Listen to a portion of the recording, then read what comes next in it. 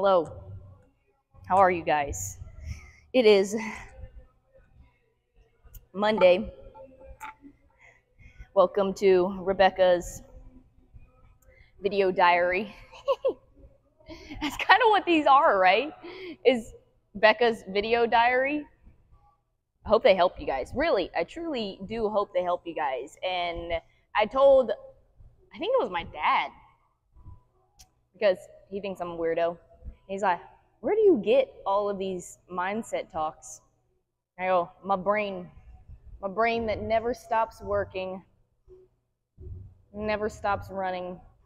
Like, seriously, I think I have an issue, guys, because sometimes when I'm doing these videos, I'm just like, on to the next thing. But I'll do my best to stay focused for you guys today. Hello, welcome to Move Mindset, and I'm so glad you guys are always on board for all of my weirdness. I enjoy having you guys here and having a bunch of fellow weirdos out there that love to try to figure out what we're doing in this crazy life. And thank you guys for always sitting down and partying hard with me on Monday and trying to kick the week off right by starting here. It's Monday morning. Lately, I've been jumping into the 6 a.m. class over here on Mondays, so that's always super fun. I'm just anxious to get going on Mondays. Like, I don't have to get up this early, but I've always kind of been an early bird. Part of that's just training and being an athlete my whole life. Always up at the crack of dawn or before it. So I like to get the day started at 5 and 6 a.m. crew. 5 a.m. is a little bit crazier. 6 a.m. is more kind of where I start waking up and ready to get rolling. But that was a super fun one. We have a big midline gymnasty workout today, so my midline's going to be feeling it. A little training tip for you guys, because I was just thinking through this, because right now I'm not on structured programming from Matt. As you guys know, Matt does all of my programming, and I'm kind of piecing together workouts and kind of just having some fitness freedom and doing whatever fun workouts I want to do right now, being that we have a bigger off season. So I know some of you guys out there struggle with doing something like class programming and additional work off to the side.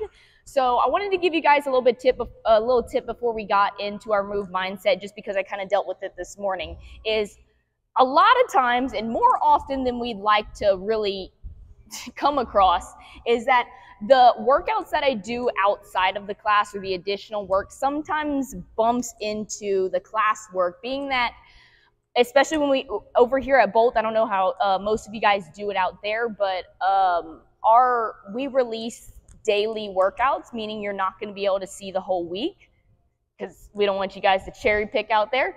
But you won't be able to get to see the whole week. So sometimes when I'm doing my additional workouts, it bumps into some of the class programming, like it did this morning. Like at the end of last week, I did GHDs and ring muscle ups.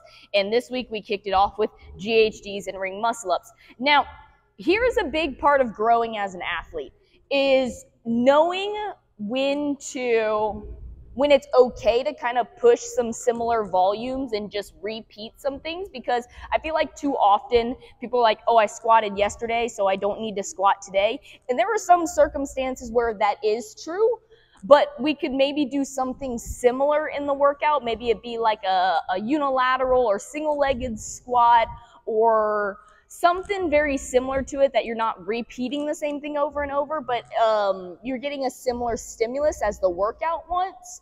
Or there are some situations where you just need a completely different sub.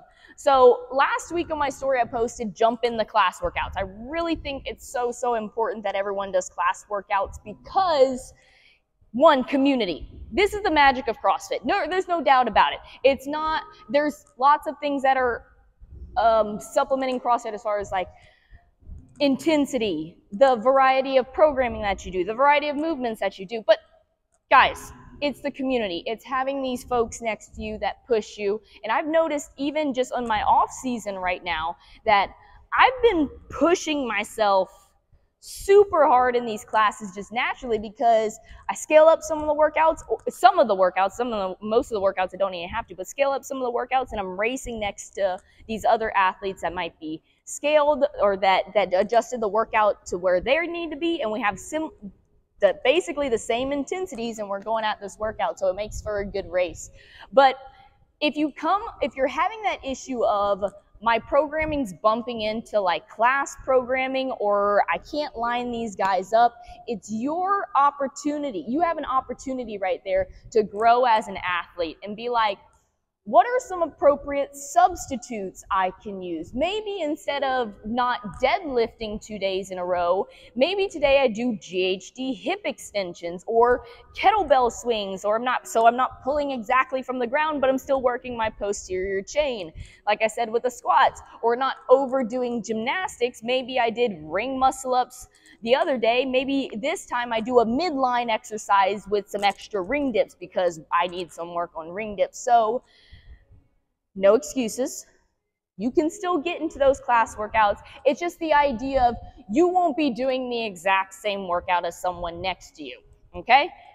But there are some days where it's okay to squat 2 days in a row. Just don't kill yourself doing that. Hope that kind of helps you guys. That's not what our move mindset is. I just kind of had that idea at the top of my brain just because I repeated some movements today. And I'm going to be feeling my abs the rest of the week now. But it's okay. We were being smart about it. So, move mindset is actually story time for you guys today. Matt gave me this idea because he brought it up and was after all the feelings have finally settled down that the season is over and we can look back and celebrate a few things and note where we need to put some extra work is today's move mindset is all about one of the semifinal events that we competed, Linda. And I'm so sad that they did not show Linda on the live stream. Like, not even sad, I'm just angry because that was probably the most fun workout to watch and to do. I said before we even went out to semifinals, I'm looking forward to Linda. Now, you guys know all of this. You see all this big muscle, all of this big body, and you're like, why would Becca be excited to do Linda? Now, there's a couple reasons. One, I feel like it was still a very CrossFit-y workout, even though it was all weightlifting. Very CrossFit-y, meaning like your heart rate is up. There's some strategy going through it, being that you start with those big numbers and you have to pace yourself along the way. Even though 10 down to 1 doesn't look like a whole lot, there's a lot of hidden reps in there. So that's like your classic tricky CrossFit workout where you're like, doesn't look that bad. But really when you get into it, there's a lot of hidden reps in there. And the other thing is, that bench in there, you don't get to compete that a whole lot. So I was looking forward to Linda, and it definitely held up to the hype because it was my favorite event to do at semifinals. But Matt brought it up, and I really appreciated it just from him being my coach and my person is like, we should celebrate our performance on Linda. We knew we weren't going to go win the workout. And that's one of the hardest things to go into competition realizing is that, hey, if I do my very best on this workout, I'm probably still not going to be in the top tier of it. So really, it is one of the hardest things to take into competition is learning how to control that mindset and running your own race, especially in a workout like that where you had 19 other lanes next to you running their own race where it's really easy to get pulled out really, really fast. And I remember I laughed so hard after that event because I think I had the girl that got second or third, shout out Zoe Warren. I hadn't met you before semifinals, but you're a beast girl. You were in my lane, that lane next to me, and I was like, this girl be flying. I'm just gonna like hang over here at my pace that I need to hang at and then move from there. But it's so, I laughed so hard because it was like just one of those situations where You're like, out of all the girls, am I going to be next to a girl that's going to win the workout or place top tier in it?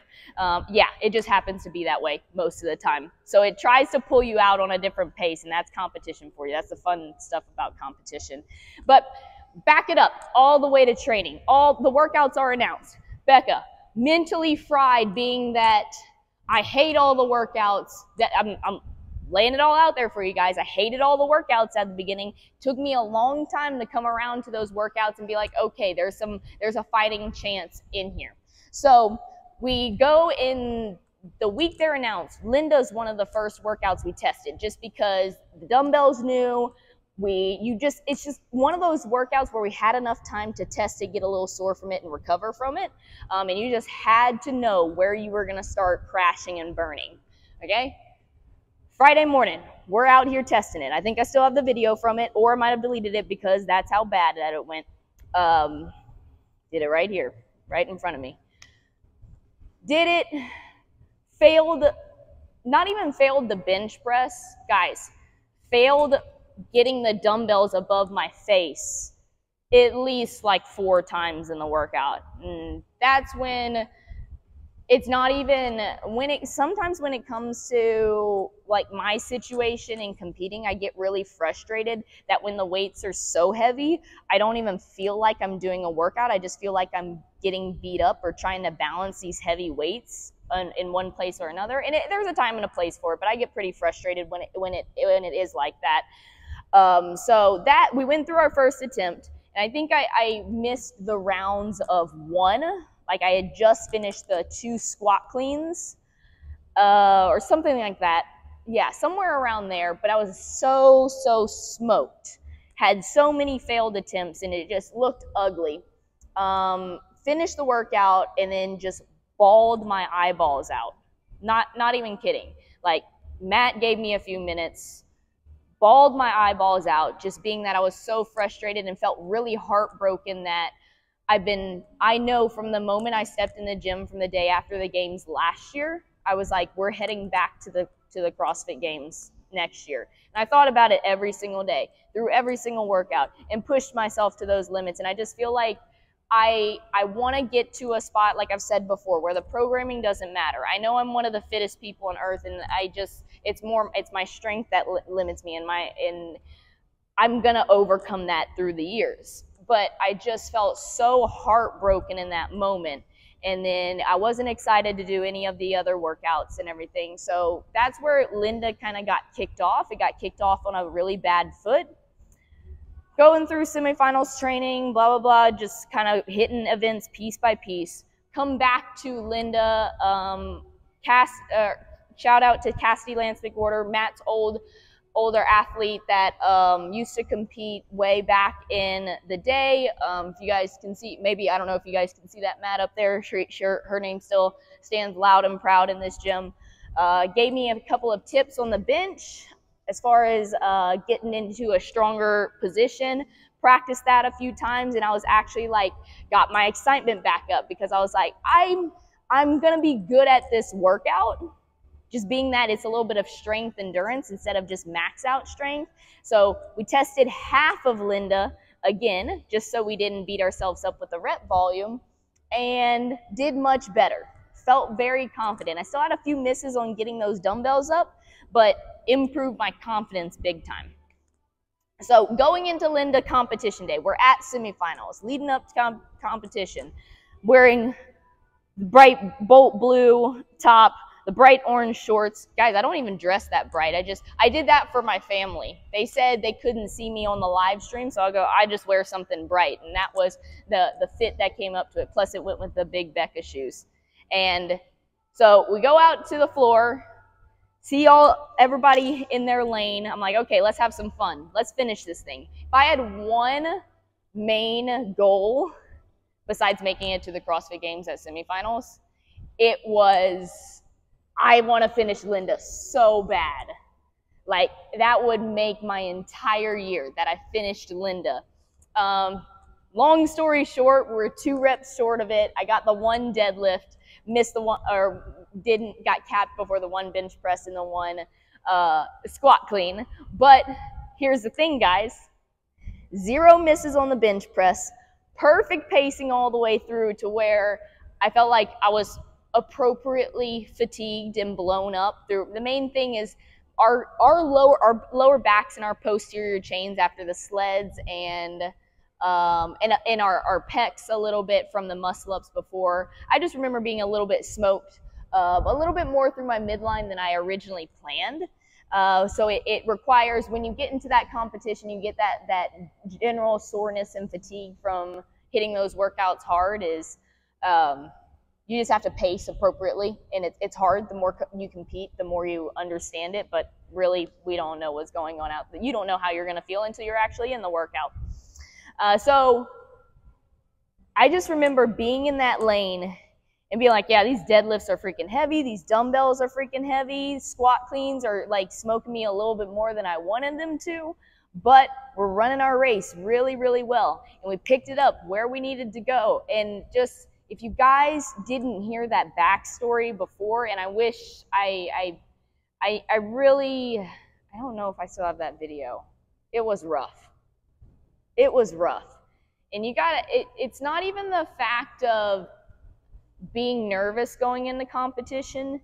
It's having all the pre-training thoughts, and sometimes when you practice those workouts, it's almost a little bit more exhausting because you're imagining being out on the floor and you're putting that pressure on yourself multiple times.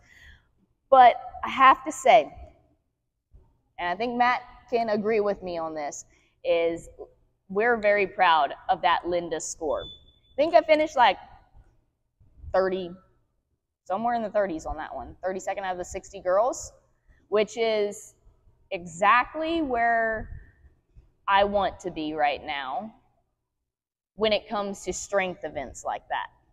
And really, guys, when it comes down to numbers, if you want to look at it that way with semifinals, is I'm really proud of those scores we put up. I capitalized on strengths, the gymnastics, the 2 gymnastics events we had in there, the muscle ups and the rope climbs, and then minus the sled. We're not going to go into the sled.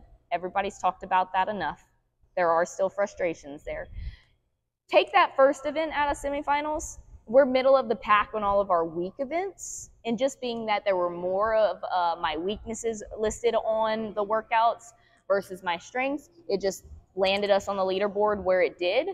But I'm very proud to say Linda and those other workouts that were not necessarily in my wheelhouse were sitting middle of the pack, and I know we're not anywhere near where our max strength yet. We still got good years to come. So from a competitor's mindset, this year is exciting because it's only going to encourage us to just really run with all of our strength and get really good at our strength, because my categories like gymnastics, my endurance can be better, but gymnastics and just overall stamina through CrossFit workouts, I'm proud of. And if we can just keep creeping up little bits by little bits on this strength, we got big things ahead of us. Now, I'll leave you guys with that, because that gets me fired up to train. We got a lot of good things ahead of us. But what I want you guys to take from Linda's story time is be excited about those areas where you need to work, because it feels so good when you make those little accomplishments along the way. And maybe you didn't win a workout, or maybe you didn't win that job promotion, or that whatever it is you're doing in life, that next little upgrade. You inch your way there, though. And those, we all know, those are the sweetest moments, is when you didn't believe in yourself before, and you fixed this up here, and you went and attacked, and said, no regrets, I'm going to leave it all out here and see what happens. And then you inch your way closer to that goal. And you start seeing that progress. And it's encouraging, and it feels really, really good. Gives you that extra little boost of energy to keep chasing down these crazy goals. So don't let holes or weaknesses scare you. Just imagine how good it's going to feel when you start filling in those holes little bit by little bit, and your strengths start evening out, and pretty soon you're going to have a pretty level playing field between all your strengths and weaknesses, and then that's when you become dangerous, and that's cool. Grr. That gets me fired up. All right, story time is over. You guys have a great week. Let's get to work this Monday and do some awesome things. And I'll see you guys later. Peace out.